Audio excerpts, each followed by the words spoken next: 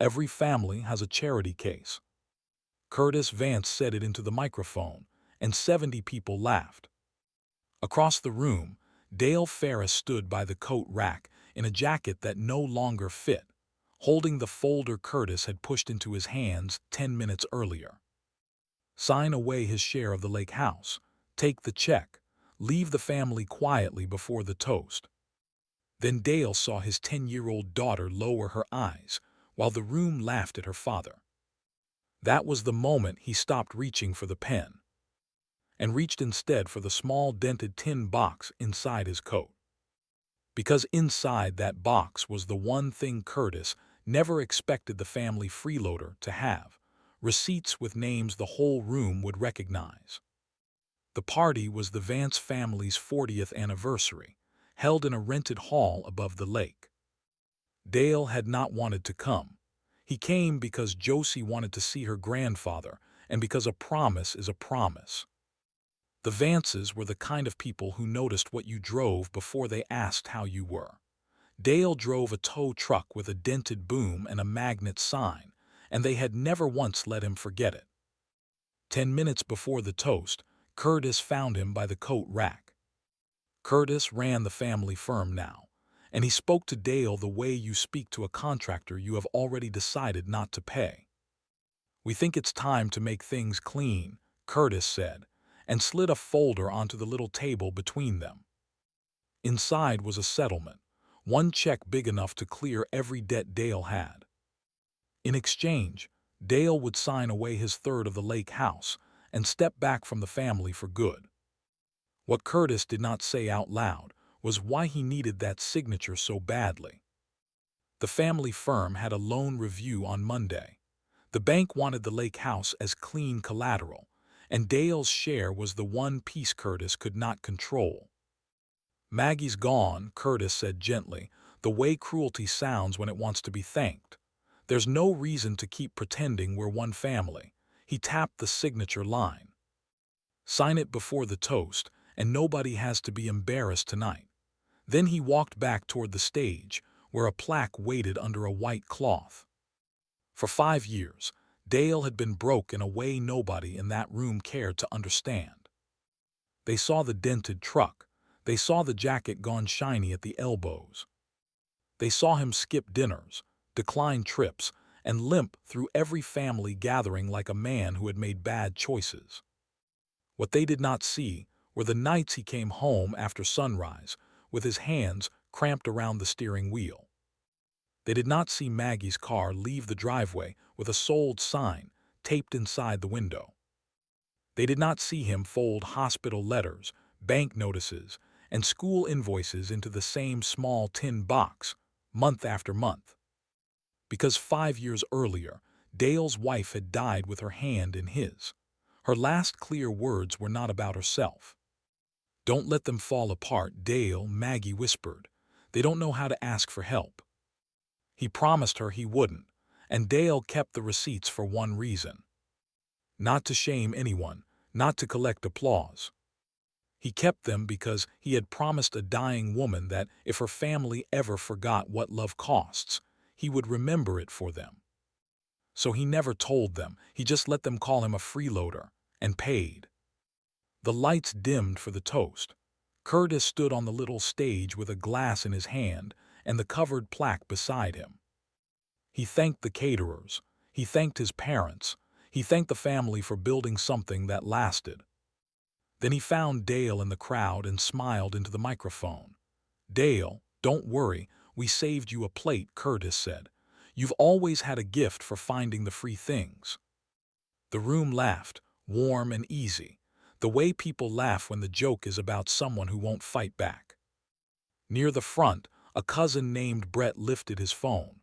"This one's going in the family chat." He grinned and started filming. At the edge of the room, Josie Ferris stood very still and looked at the floor, the way a child does when she has just learned that other people see her father as a joke.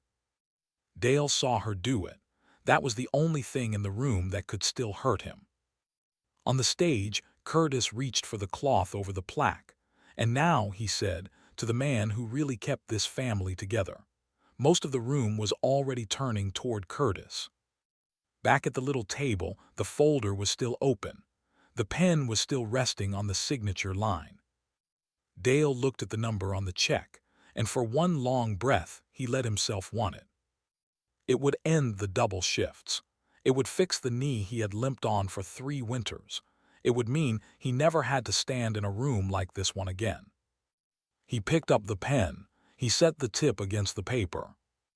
Behind him, the laughter was still settling. Then he looked at Josie, still staring at the floor, and understood something. If he signed, the last thing his daughter would ever believe about her father was that he had taken a check to go away quietly. He set the pen down.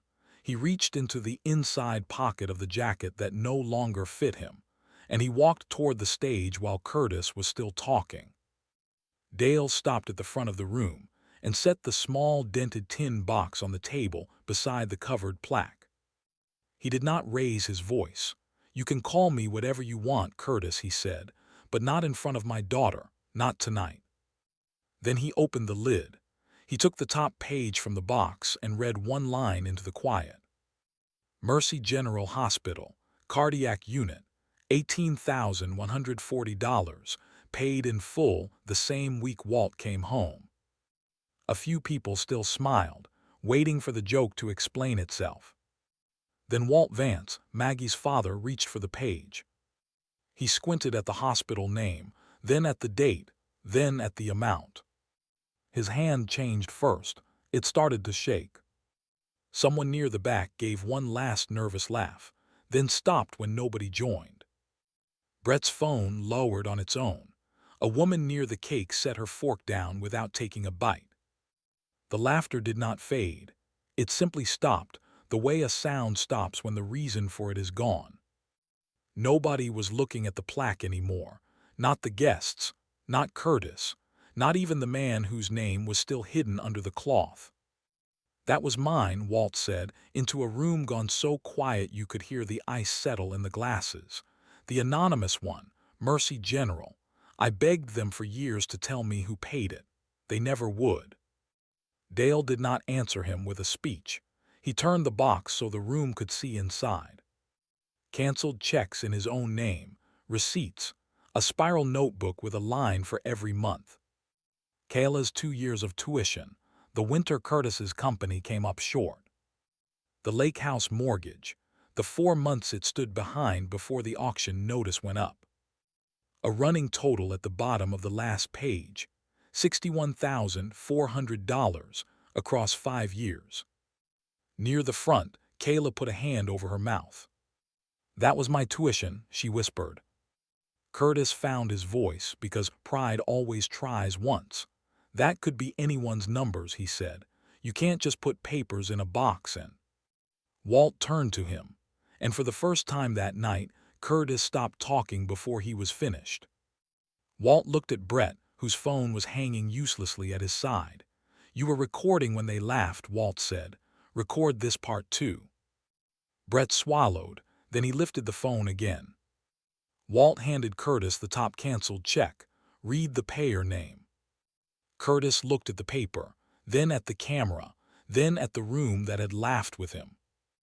"Dale Ferris," he said. Walt did not move. "And what did you call him?" Curtis's jaw tightened.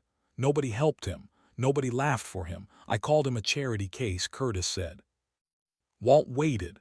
Curtis looked back at the check in his hand. "I was wrong," he said. "Dale Ferris was the one paying our bills." Walt pointed to the folder still open on the table. "And the settlement?" Curtis looked at the signature line Dale had not signed. For a second he looked like a man watching his own plan turn around and face him. "It's withdrawn," Curtis said. "Say why." Curtis swallowed again. "Because the lake house is not mine to take from him." That was when Brett looked down at his phone. The first video had been meant for the family chat, so he sent the second one there too. No caption, no joke, just the truth. Walt crossed to the stage and pulled the cloth off the plaque. Engraved across it were the words, "To the one who kept this family whole." He looked at it for a long moment. Then he took the marker from the sign-in table and under those engraved words in his own unsteady hand, he wrote a name.